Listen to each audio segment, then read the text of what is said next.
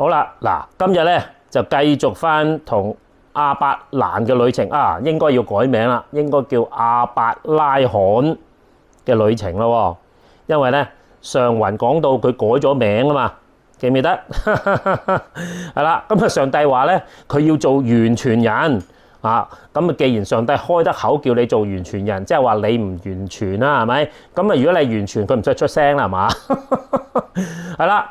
咁呢個時候咧，就除咗改名之外咧，仲話啊，即係其實上次我解釋過啊，其實佢會做多國嘅父，係啦，咁就哇，就不得了喎，即係話啲子孫係啲即係國父啦嚇，咁嘅話，哇，改咗個名，咁即係話俾你聽，哇，另一個開端啊，人生嘅開端啊，咁樣。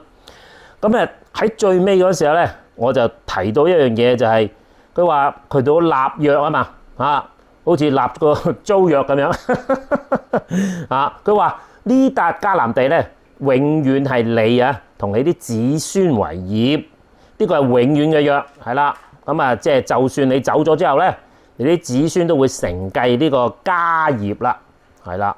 咁但係其實佢背後啊，其實唔係講緊個地咁簡單嘅，仲有一樣嘢就係你願唔願意跟住上帝去保住你呢個家產咯噃，係啦。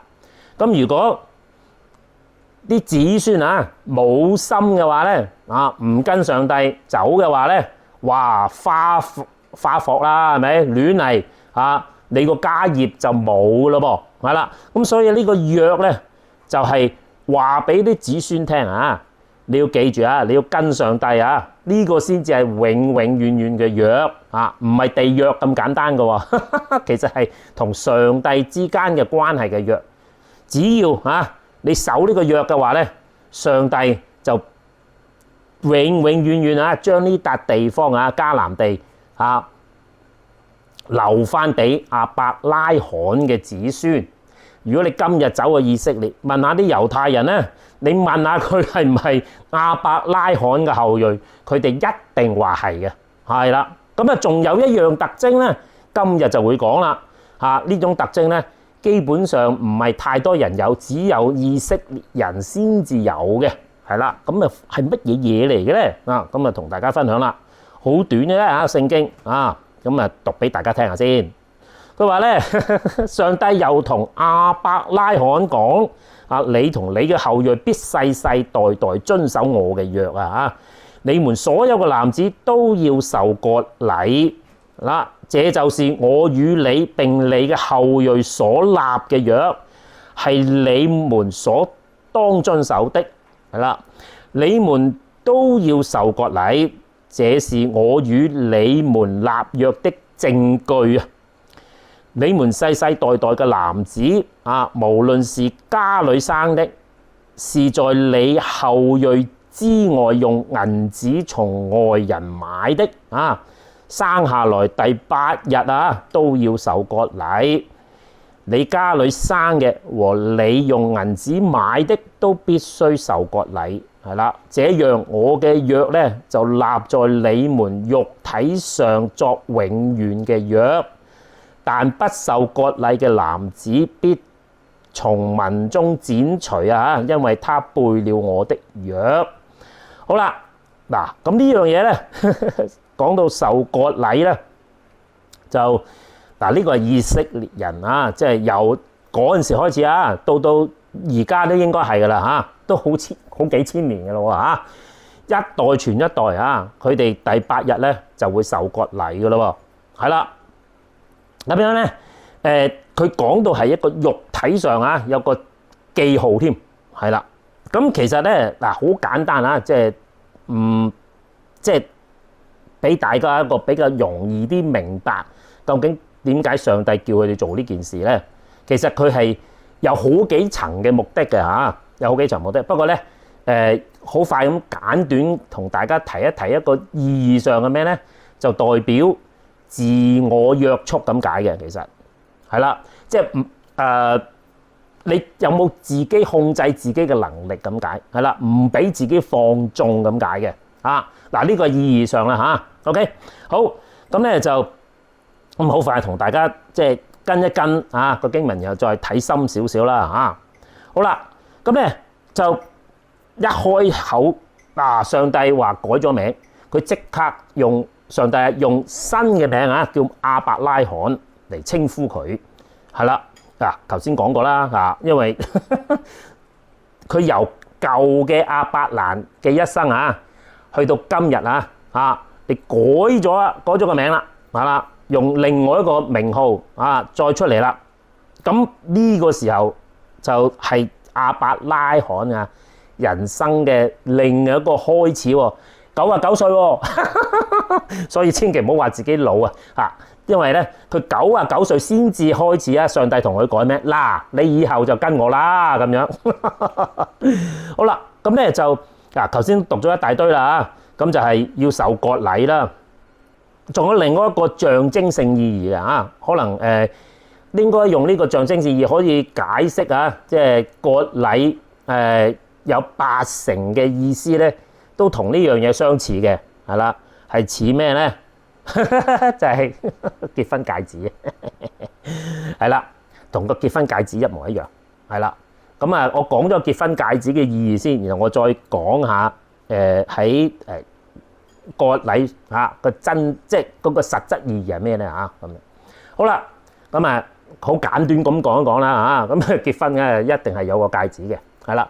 嗱，呢個戒指咧，其實呢個習俗其實都離好遠都係啲即好舊即係幾千年中東嗰啲人咧，你發現咧就係古時嘅人就係咧佢個戒指咧，其實代表佢個權柄嘅，就好似啲印章咁樣嘅。咁以前咧就冇紙同筆嘅佢哋就有個戒指嘅。戒指上面有花紋嘅，咁咧就通常佢簽約咧，就將嗰個戒指咧就落嗰啲泥土度咧，就整個印，就代表你喺嗰度咧簽咗個名咁解。咁呢個戒指咧就代表即係話，原來你有個戒指咧，就代表你嗰啲嘢係你嘅，係啦咁樣。咁結婚嘅戒指咧，就其實老婆俾老公係嘛，老公俾老婆啊嘛，係嘛，即係話咧。嗱，你係我嘅，調翻轉頭，老婆就話：你係我嘅，咁樣係啦。咁所以咧，互相交換戒指咧，就代表原來代表你擁有咗對方咁解，係啦。咁當然啦，呢啲係即係婚姻上面嘅儀式啦。咁但係咧，佢真正嘅含義就係兩個人嘅結合啊嘛。咁除咗呢樣嘢之外咧，仲有除咗咁你除咗呢樣嘢，仲有冇實質嘅意義嘅咧？其實佢有啲功用嘅，係啦。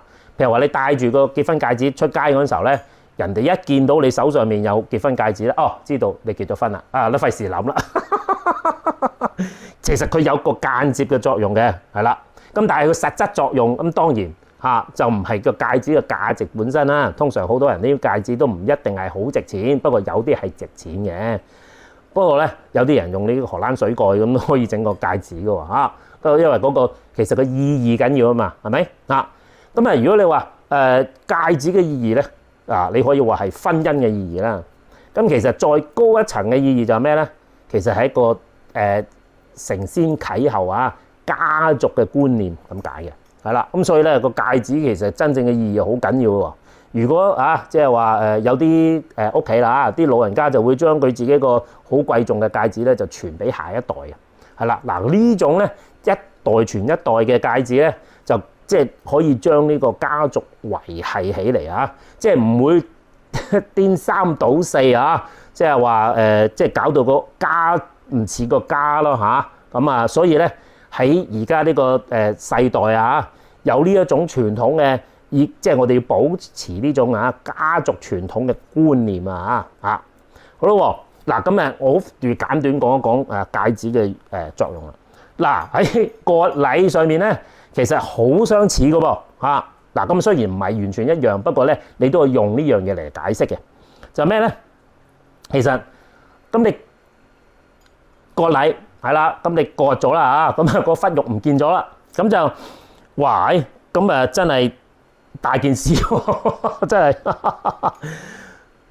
咁啊好似個結婚戒指咁樣嘅，即係其實代表咧你同上帝嘅盟約。嗱，呢個係舊約嘅割禮啊，我遲啲一陣間我會講新約，佢係另外一種形式嘅啊。好啦，咁啊舊約嗰時點解上帝要佢哋咁樣做咧嗱，咁啊頭先講過啦，戒指咧你戴咗出街咧，啲人見到就哦，你係結咗婚嘅咁啊通常咧嗰啲搞三搞四嘅男人出嚟滾嗰時候咧，你會發現咧，佢哋通常都將個結婚戒指掹咗先嘅。唔好意思話俾人聽你結咗婚啊嘛。守割禮咧都有同一意義嘅，因為咧只有猶太人先有呢個習俗。換言之，即係話咧，你係猶太人，即係你跟上帝嘅咧，咁你都唔好意思去嫖妓啦嘛，係嘛？你去到咁啊，人哋見到，咦，喂，唔得噃咁樣咁所以咧，即係呢度咧，其實喺當時啊，對猶太人，尤其是當時嘅習俗咧，呢一樣嘢係一個好強烈嘅警惕嚟噶，係啦。如果你記得一路講緊創世紀，啲人都係亂嚟噶嘛，係咪嗱，你一做咗呢樣嘢咧，你就唔見得光啦，係啦。咁你唔即係你唔係好意思，不過仍然都有猶太人咧係搞震嘅。不過大部分嘅但係佢哋都會明白，原來呢個係同上帝立約。喂，你立咗約都唔係幾好意思反約啊嘛，反口嘛。如果你會咁做嘅咧，都唔使問阿貴啦，你個心都唔係跟上帝嘅啦，係啦。咁所以咧喺頭先講嗰度咪話要喺個民族度剪除咗佢因為人哋都知道你唔守約噶啦。你唔守約嘅話，邊個會同你做生意咧？冇人嫁你添啦，係咪嗱？所以咧呢個約咧只係即係呢個割禮嘅約，只係喺男人身上嘅啫喎所以你留心頭先講得佢男人身上嘅啫。咁所以咧個割禮除咗即係同上帝嘅即係立約嘅記號之外咧，就仲有原來咧當時嘅習俗呢樣嘢對佢嚟講係一個好大嘅警惕。咁好啦，咁除咗呢個，仲有就係每日你都去要幾次廁所啦，係嘛？每一次你都會醒起係喎，咁我係一個上帝嘅選民即係同咗上帝立約嘅，咁每日都提醒你幾次咁你就唔會話唔記得啦嘛。哇！上帝啲招絕啊，真係唔係講笑。好啦，咁仲有嘅喎點解亞伯蘭改名嗰時要加埋割禮咧？其實係預備亞伯拉罕以後嘅子孫都要跟嘅。以前嘅亞伯蘭咧就雖然我覺得佢都唔差噶啦但係咧佢都係借肚生咗個仔啊嘛。其實呢一樣嘢亞伯拉罕係好唔應該傳俾佢下一代嘅。